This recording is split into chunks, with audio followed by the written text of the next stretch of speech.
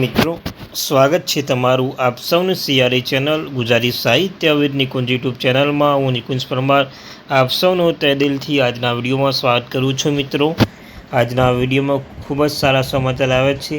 ગુજરાત રાજ્યના પેન્શન ધારકો માટે, નિવૃત્તિ કર્મચારીઓ માટે એ ખૂબ જ જરૂરી માહિતી લઈને આવ્યો છું. તો પેન્શન માટે ખૂબ જ જરૂરી માહિતી છે. મિત્રો, આજ તારીખે 19/7/2026 દરેક પેન્શનરોએ 1 ઓગસ્ટથી પેન્શન મેળવવા માટે આ 3 નિયમ પાલન ફરજિયાત કરવું પડશે, નહીંતર પેન્શન તમને નહીં મળે. કઈ 3 બાબતો છે, શું છે સંપૂર્ણ ચર્ચા આજના વિડીયોમાં આપણે કરવાના છીએ. જો તમે ચેનલ પર નવા છો, ચેનલને સબસ્ક્રાઈબ કરી લો, વિડીયોને લાઇક કરી લો. તમને અમારી આ ચેનલ પર મિત્રો સરકારી કર્મચારી, નિવૃત્ત કર્મચારી, ત્યારબાદ પેન્શન ધારક બાબતે હર એક અપડેટ મળતી રહેશે. ડીએ હોય, ડીઆર હોય, એચઆરએ હોય, અન્યથા કોઈ પણ અપડેટ આવે, હર એક અપડેટ આપણી આ ચેનલ ગુજરાતી સાહિત્ય વિદ નિકુંજ ચેનલ પર તમને હર એક માહિતી મળતી રહેશે. તો વધારે સમય ન બગાડતા આજના વિડીયોની શરૂઆત કરીએ છીએ. મિત્રો, તો મોંઘવારી ભથ્થું જો જુલાઈ 2026માં આ મહિને કોઈ ડીએ વધારાની જાહેરાત ન થાય તો પણ કેન્દ્રીય કર્મચારી અને પેન્શન તહેવાર મોસમ દરમિયાન વર્ષમાં બીજા ભાગમાં બીજો વધારો થઈ શકે છે. મિત્રો, ત્યારબાદ મોંઘવારી ભથ્થું ડીએ કર્મચારી પેન્શન એ મૂળભૂત પગારની ટકાવારી છે, જેનો ઉદ્દેશ્ય કેન્દ્ર સરકારના કર્મચારી નિવૃત્તિ પેન્શન માટે વધતા જીવનની ખર્ચ ઘટાડવાનો છે, જે ફુગાવાના દબાણ સામે બરફ પૂરો પાડે છે. ઓલ ઇન્ડિયા કન્ઝ્યુમર પ્રાઇસ ઇન્ડેક્સના ડેટા ઉપયોગ કરીને દર 2 મહિનામાં અપડેટ કરવામાં આવે છે.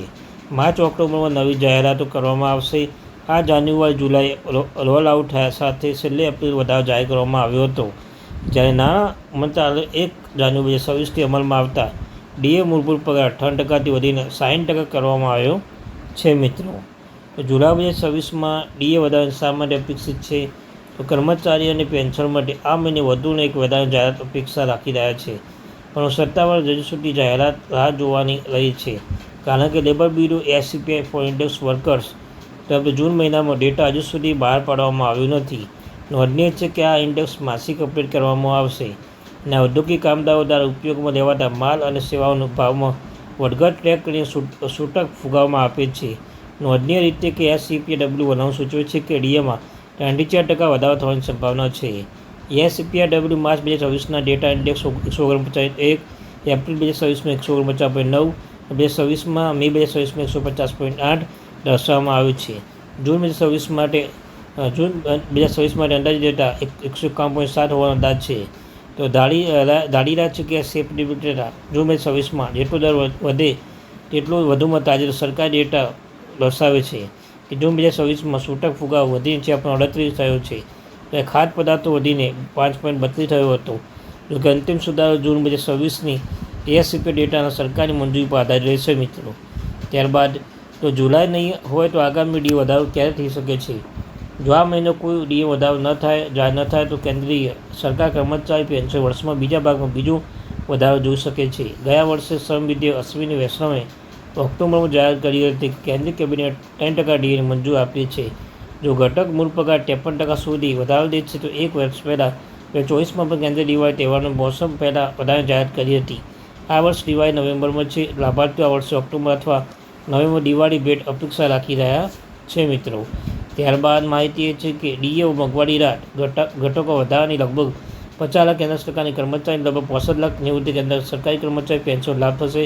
જેમાં સંરક્ષણ રેલવે કર્મચારી, નિવૃત્તિ કર્મચારી સમાવેશ થાય છે. કર્મચારી 18 સ્તરો છે, જે વ્યક્તિગત વધારો કર્મચારી પેન્શન સ્તર પર આધારિત છે, કારણ કે મૂળભૂત પગારમાં સ્તરથી સ્તરમાં અલગ અલગ હોય છે. જ્યારે ડીએ વધારો કેમ મહત્વપૂર્ણ છે?